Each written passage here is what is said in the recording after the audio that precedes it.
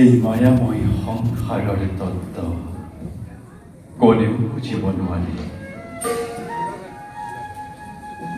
দুৰ্ভেদ্য কাল চক্ৰৰ আৱৰ্ত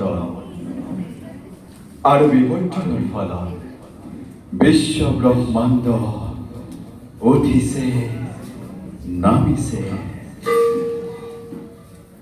কালৰ আদেশনুক্ৰমে কতবাৰ ধৰিলো অৱতাৰ এই ধৰণে ভিন্ন ৰূপত ভকত সৱক মই কৰিলো উদ্ধাৰ।